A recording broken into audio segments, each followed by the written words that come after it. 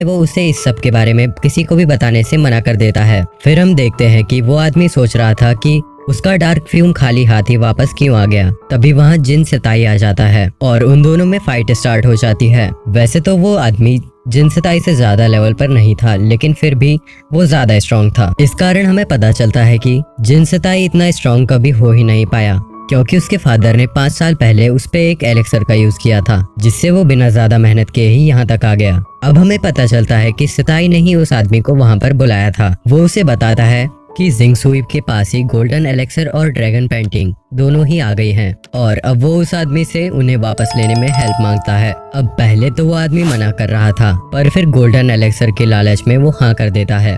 अब इस सब के बाद हम देखते हैं कि फेंग हांग अब वापस आ चुका था। साथ ही सिहायो उसे हवा में ही देख लेती है और उसका पीछा करने लगती है। वैसे जब फेंग हांग डार्क फ्यूम में फंसा हुआ था, तब उसने देखा था कि उसके पास जो ड्रैगन पेंटिंग है वो ग्लो कर रही है। अब इस कारण वो एक जगह पर बैठकर उस पेंटिंग को देखने लगता है, मगर अब उस पेंटिंग में एक बीस्ट आ गया था जो कि उस डार्क फ्यूम के कारण आया था। अब वो सोच रहा था कि ये पेंटिंग भले ही कुछ काम नहीं करती, पर इसने मेरी जान बचा ली।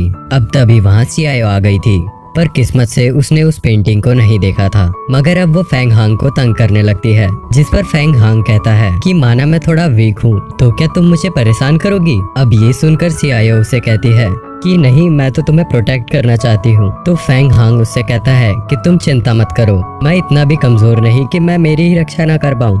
तो इतना सुनते ही सियायो उस पर अटैक कर देती है, पर फेंग हांग उससे लड़ाई नहीं करना चाहता था, लेकिन फिर भी सियायो उस पर अटैक करते ही जा रही थी। इस कारण से फेंग हांग भी अटैक करना स्टार्ट कर देता है और इस लड़ाई में सियायो का पगड़ा बहुत भारी था, जिसे देखकर ये पक्का हो चुका था कि वो ऑलरेडी 5th लेवल पार कर चुकी है। अब अंत में सियायो जीत जाती है और इसमें फेंग हांग को ये पता चल चुका था कि वो अभी कितने पानी में है। इसके बाद सियायो उसे बताती है कि तुम आउटर डिसाइपल से भी बहुत वीक हो।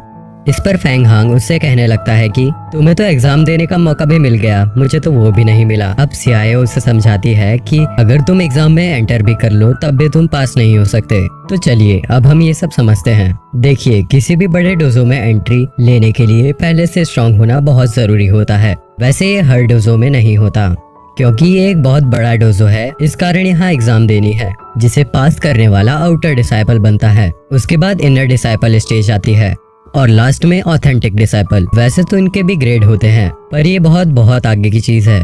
सियायो फेंग हांग को बताती है कि जिंग सुई भी अभी अभी ही ऑथेंटिक लेवल पर आई है और अब सीनियर ऑथेंटिक लेवल पर आने में उन्हें बहुत टाइम लगेगा। सीनियर लेवल पर बहुत पावरफुल और बहुत कम लोग पहुंच पाते हैं। अब यहाँ हमें ये पता चलता है कि वो सीनियर मास्टर जिसके पास जिन सिताई गया था, वो भी सीनियर लेवल पर है। साथ ही लोग कहते हैं कि वो अच्छे अच्छे डिसाइपल्स को भी एक हाथ से हरा सकते हैं। तो अब ये सब जानकर फेंग हांग डिसाइड कर लेता है कि मुझे भी उस एग्जाम में पार्टिसिपेट करना है।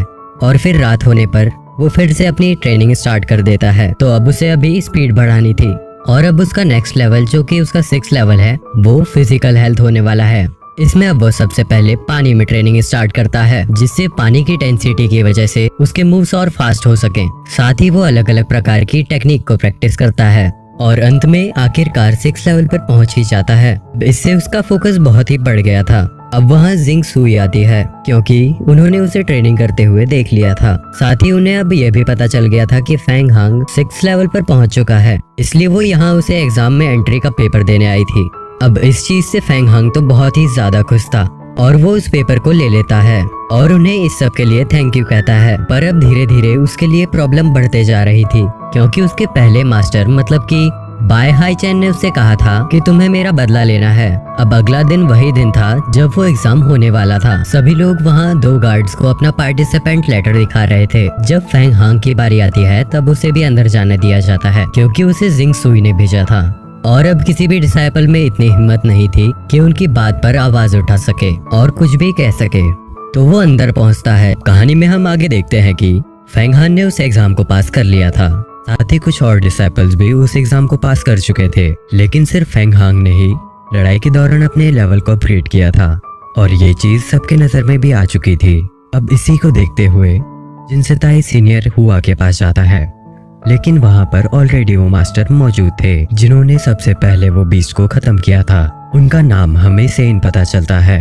इसके बाद अब जिन सिताई सीनियर हुआ से कहता है कि मुझे तो लगता है कि जिंगसुई ने वो गोल्डन एलेक्सर उस लड़के को दे दिया है, इसलिए तो वो फाइट के दौरान अपने लेवल को अपग्रेड कर पाया। लेकिन अब इस चीज का उसके पास कोई पक्का सबूत नहीं था, इसलिए अब सीनियर हुआ उसकी बात ना मानते हुए उसे जाने को कहते हैं। फिर अब इस सब के बाद वो मास्टर सेन को एक आर्मर एलेक्सर देते हैं, साथ ही उससे कहते हैं कि तुम्हें अब और मेहनत करनी है। तो अब वो वहां से चले जाता है। इसके बाद हम वापस से आते हैं उसी ग्राउंड में जहाँ पर वो ओल्ड मास्टर जिन लोगों ने एग्जाम पास कर लिया है उन्हें बता रहे थे कि अब उन्हें रहने के लिए अलग जगह दी जाएगी जहाँ पर वे अपनी ट्रेनिंग भी कर सकते हैं। तो अब एक आउटर डिसाइपल बनके फेंग हांग बहुत खुश हो रहा था और वो ये बात जिंगसुई को बताना चाहता था। लेकिन तभी जिंगसुई उसे उसके एक दोस्त से मिलाती है जो कि अब उसके साथ ही आउटर डिसाइपल की ट्रेनिंग करेगा। लेकिन फेंग हांग का ध्यान बिल्कुल भी उसकी बात पर नहीं था, वो तो सीधे जिंगसुई से मिलना चाहता था। तो अब वो वहाँ से भाग जाता है। लेकिन फिर वो जब जिंगसुई के महल में पहुँचता है तो देखता है कि वहाँ तो फेंग फैमिली की प्रिंसेस मतलब जिंगसुई की छोटी बहन ऑलरेडी जिंगसुई के पास बैठी हुई है। वैसे अगर उसे ये बात पता होती तो वो यहाँ अभी नहीं आता। तो अब वो प्रिंसेस फेंग हांग का बहुत मजाक उड़ाती है और उसे बार बार सर्वेंट कहकर बुलाती है। लेकिन फिर जिंगसुई प्रिंसेस से कहती है कि तुम एक सर्वेंट पर इतना ध्यान देकर अपना समय क्यों वेस्ट कर रही हो। लेकिन अब इस बात से फेंग हांग को सबसे ज्यादा दुख होता है। इसके बाद वो उससे वहां से जाने को कह देती है और फेंग हांग भी उसकी बात मानकर वहां से जाने लगता है।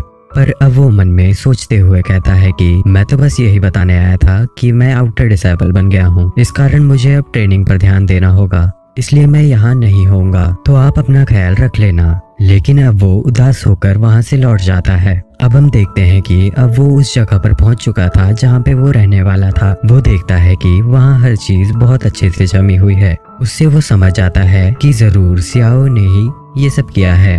अब उसे वहाँ कुछ ही देर हुई थी कि इतने में वहाँ सियाओ आ जाती है और फिर वो दोनों वहाँ से बातें करते हुए जाने लगते हैं।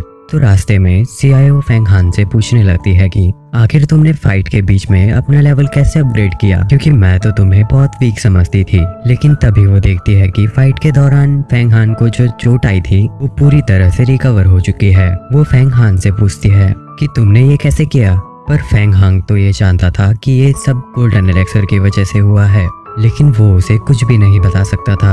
अब उसके बाद हम देखते हैं सियाओ चलते चलते फेंग हांग को एक जगह पर ले आई है। वो जगह देखने में बहुत ही खूबसूरत थी। फेंग हान पूछता है कि ये कौन सी जगह है, तो इस पर सियाओ उसे बताती है कि ये वह जगह है जहाँ पर सभी डिसाइपल्स खाना खाते हैं।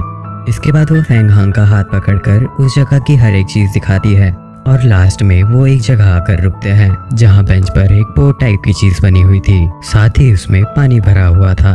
वो चेयर पर बैठने के बाद सियाओ फेंग हान को बताती है कि अभी हमने जितनी भी चीज देखी वो आउटर डिसाइपल्स के लिए बिल्कुल फ्री है, लेकिन ये तो कुछ भी नहीं। वो बताती है कि जब हम इनर डिसाइपल्स की स्टेज पे आएंगे तो हमें कई तरह की टेक्निक यूज करने मिलेगी जो इतनी सीक्रेट है कि इनके ही पुराने आउटर डिसाइपल्स को भी इसकी कोई भनक नहीं होती। और तो और कहते हैं कि उन ट्रेनिंग से कोई भी अवतार रिल में जा सकता है।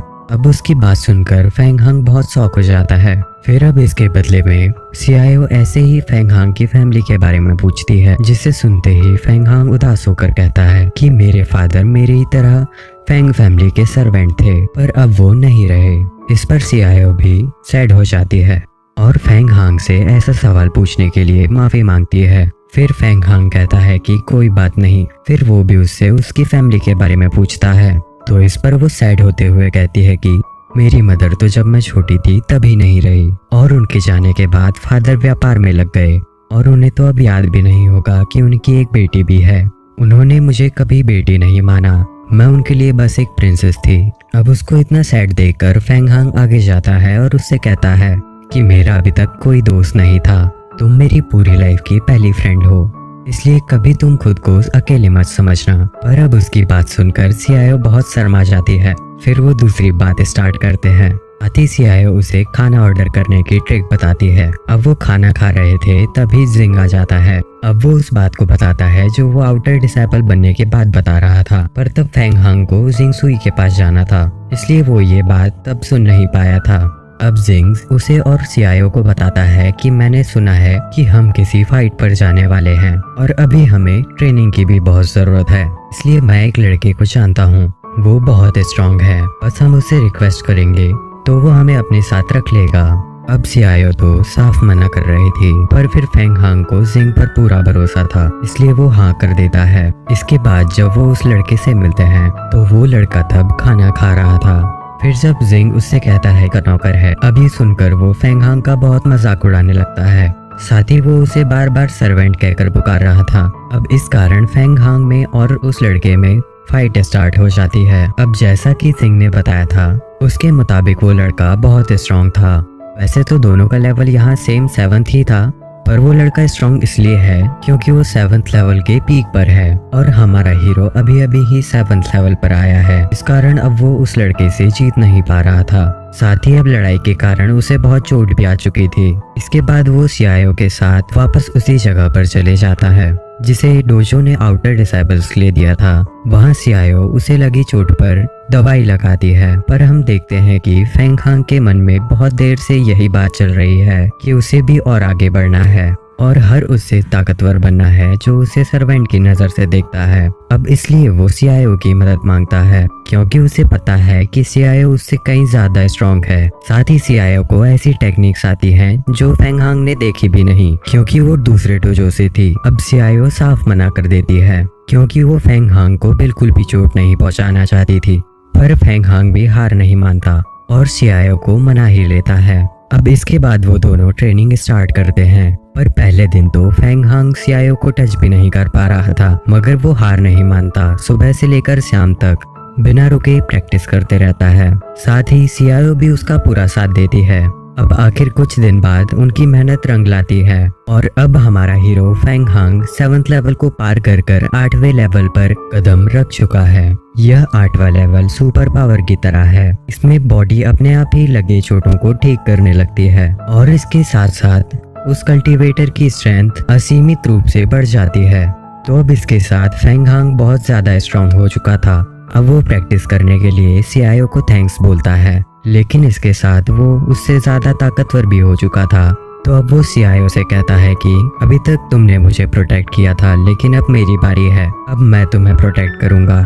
अब इसके बाद वो दिन आ जाता है जिस दिन एग्जामिनर वाले मास्टर सभी आउटर डिसाइपल्स को माउंटेन बैंडिट्स मतलब कि लुटेरों के बारे में बता रहे थे। साथ ही वो उन्हें कहते हैं कि यहाँ से निकलने के बाद उन्हें बहुत संभल कर रहना होगा। फिर इसके बाद वो उन्हें 2 होलोग्राम देते हुए कहते हैं कि ये दोनों इविल साइड के बहुत पावरफुल मेंबर हैं। साथ ही इन दोनों के वहाँ पर मिलने के बहुत ज्यादा चांसेस है। अब साथ ही साथ वो ये भी बताते हैं कि उन दोनों मेंबर्स में से किसी एक को भी मारने पर इनाम में इमॉर्टलिटी एलेक्सर मिलेगा। अब ये सुन वहाँ खड़े डिसाइपल्स बहुत शॉक हो जाते हैं। वैसे हम ये भी देखते हैं कि इस मिशन पर कुछ डिसाइपल्स नहीं जा रहे हैं, पर अब जो कोई भी उनमें से जा रहा है हम किसी न किसी को जानते ही हैं।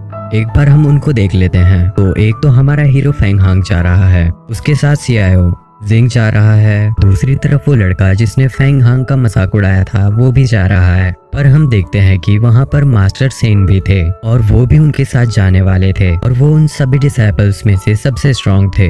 वैसे मास्टर सेन के कुछ साथी डिसाइपल्स भी वहाँ जा रहे थे। ये बस मैंने इसलिए बताया क्योंकि अब आगे मेनली हम इन्हीं सभी को देखेंगे। अब सभी डिसाइपल्स वहाँ से चले जाते हैं और अब इसके बाद हम देखते हैं कि फेंग हांग उस बदतमीज लड़के को रोकता है और कहता है कि क्यों ना हम उस फाइट को पूरा कर लें जो उस वक्त अधूरी रह गई थी। तो अब लड़ाई का रिजल्ट हमें तो पता ही था। तो इसके बाद अपने दोस्त को पिटते देख एक लड़का जो कि उस बदतमीज लड़के का दोस्त था वो अपनी तलवार फेंग हांग की तरफ फेंकता है। वैसे तो तलवार मामूली नहीं थी, वो एक ब्लड रिफाइनिंग वेपन थी जो कि उसकी ही बात मानती है क्योंकि उसने अपने ब्लड से कनेक्ट किया है। वैसे किसी भी ब्लड रिफाइनिंग वेपन या फिर ब्लड रिफाइनिंग ट्रेजर को अनरिफाइन करना बहुत मुश्किल है। साथ ही कईयों को तो ये भी नहीं पता कि उसे अनरिफाइन कैसे करते हैं। तो अब वो तलवार सीधे फेंग हांग के चेस्ट और पेट के बीच में लगती है जहां वो ड्रैगन पेंटिंग रखी हुई थी। तो डार्क फ्यूम की तरह इस बार भी वो ड्रैगन पेंटिंग तलवार को एब्जॉर्ब कर लेती है और फेंग हांग देखता है कि उसे तो चोट लगी ही नहीं, पर वो समझ गया था कि ये ड्रैगन पेंटिंग नहीं किया है। अब वो लड़का जिसकी तलवार थी वो बहुत चिंता में आ चुका था।